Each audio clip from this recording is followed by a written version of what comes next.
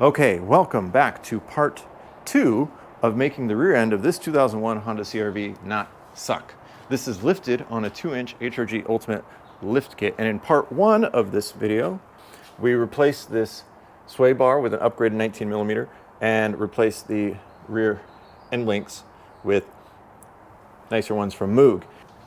In part 2, we're going to address these completely shot rear trailing arm bushings. As you can see, that is not doing much, and the one on this side is doing even less. We have the fortune to be on a lift today, and the reason there's nothing here is because a clutch is also happening today, but that's not really what this video is about. So we're gonna have to take this apart, and we're also going to be replacing these toe links with adjustable ones from TruHart. First step, we're going to drop this down and use a special tool to remove those bushings, and hopefully that isn't super hard. First thing I'm doing is disconnecting these brake lines so that when I drop this down, there's not tension on them. The brake line is loose, and we're going to try to get the toe link out of here.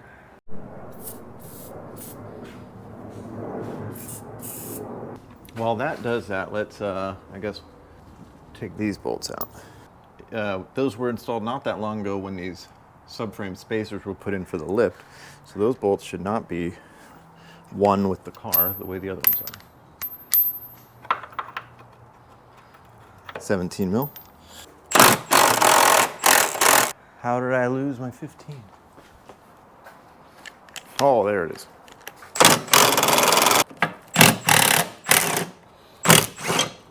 With that, this is just a chassis stiffening brace. That's factory. And maybe I can get to that other bolt. All right, so these two big bolts and the spacers. These are the ones that actually go into this. And now we can see just how sloppy and useless that is. But we still need to disconnect this because we need to drop this down far enough to get that out, and then this is actually being replaced as well. So I will probably just do the same thing on this side and give that PB Blaster another minute to work on those. So let's do that. This has brake lines too that I should deal with. Obviously, I have brakes on both sides.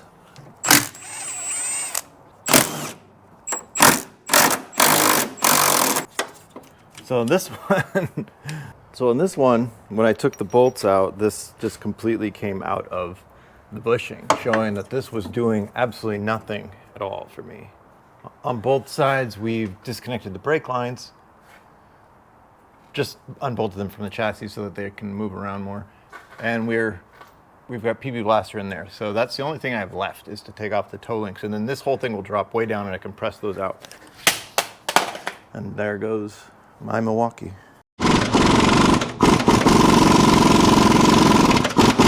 Just like Eric the car guy did in his video, we broke the captured nut off in here. So this just spins now without coming out and releasing this, which sucks. So we're gonna have to drill a hole and hold the nut on the back. Everyone, this is Tim. Good guy Tim has a lift. Good guy Tim lets his buddies come use it. This captured nut is not really a nut, and that's what happened, is this broke.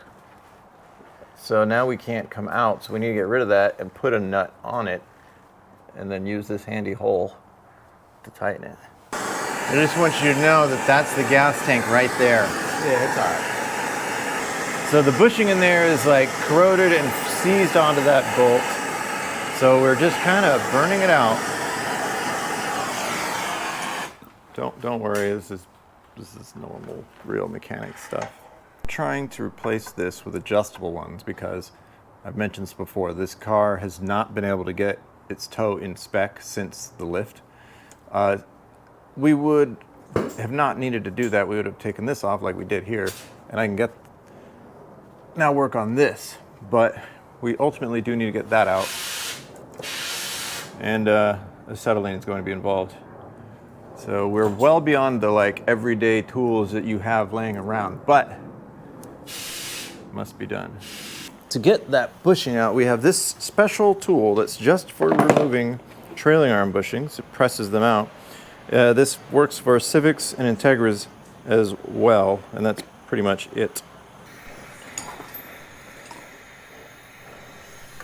Yeah, so the aftermath of that, here is that, which had to be torched and cut apart, and then this was seized onto the bolt. That's the original bolt.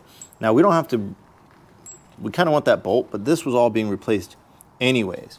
But this is the captured nut on the back, and now, what used to sit in there, but is like blown out, needs to be reassembled so that it can hold, and this needs to be hammered back.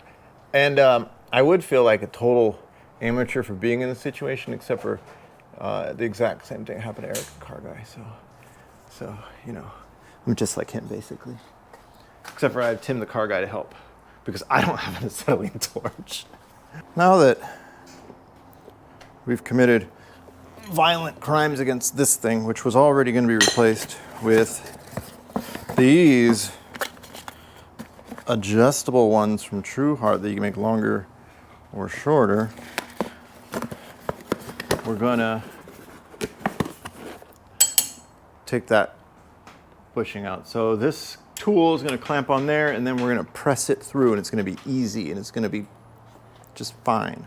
So hopefully this stays lined up, and it just pushes out. Whack it! Oh.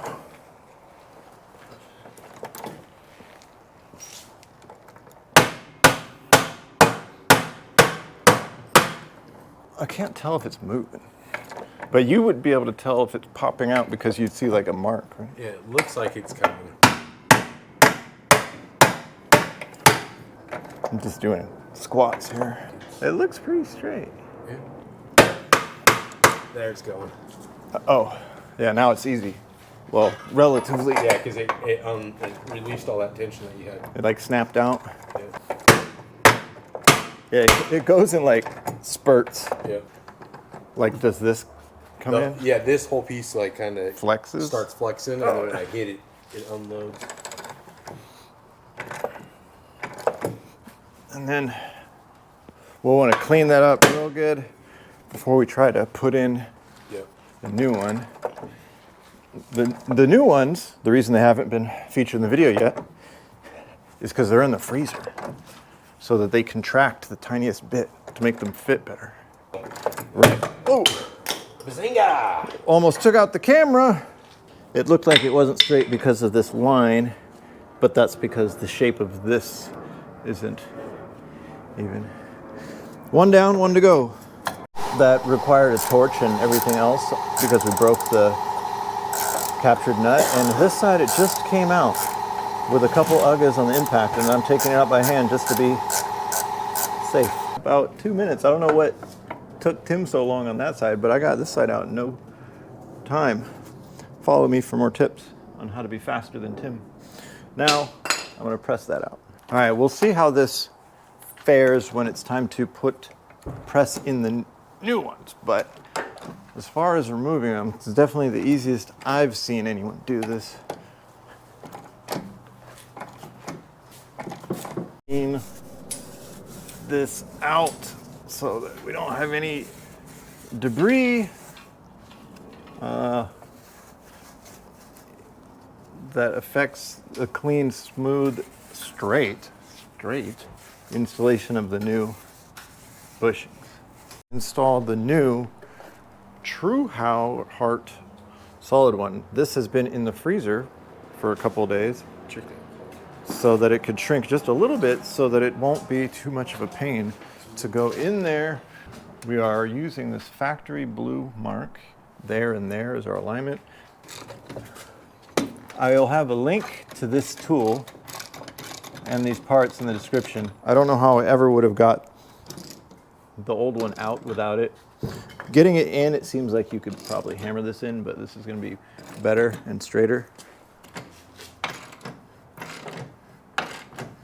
You sure made that look easy.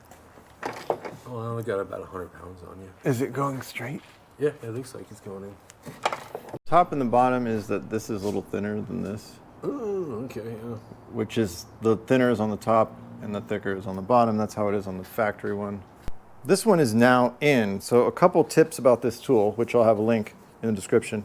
It has this ring on the top that I had to remove before I started because it would prevent me from being able to push this all the way through. But when you're installing a new one, you want to put this back on because it has this channel that keeps you from slipping when you're way out here.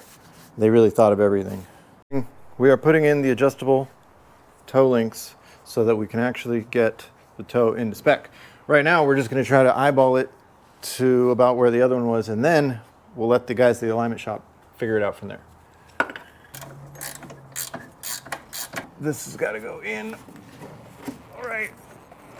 Monkeyed in there. Oh, and that does kind of line everything, the rest of it up. You need that. Painted that. You can't even tell we drilled that out today. Or took a torch to it and a hammer. I've kind of lifted that up and we disassembled the end links, the sway bar end links. If you were on the ground, you would just use a regular jack to push that up. Trying to get that close. And remember the spacers here, so it's not going all the way up. Yeah, I'm not trying to go all the way up. It's got to come. This thing to get it this forward and up. And that included ratchet strap going to the front sway bar. But it's finally lined up. And these, oh yeah.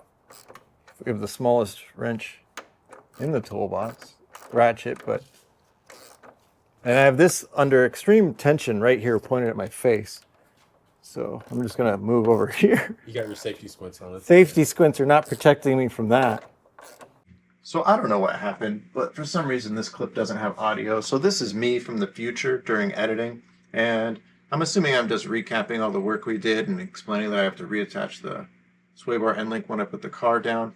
But let's just talk about what actually I accomplished. By replacing the components from the first video and the second video, I have completely changed the ride quality on the freeway. Originally, I complained that it was very not stable at highway curves and it just didn't feel very good. Didn't make me confident to go on mountain roads. And it's completely changed. I did a few... Oh, apparently I've run out of B-roll to talk over, so I guess we'll do it this way.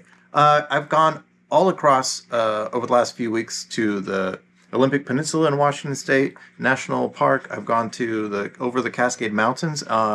If you're from this area, you know that's a lot of twisty, high-speed rural highways, and it's been awesome. I love all the upgrades I did in the back. Probably the most impactful was the trailing arm bushings because my trailing arm bushings were completely toast. But that was the most work too. But so it was so worth it. If you like this video, definitely like and subscribe. If you don't like the video, you should still like and subscribe.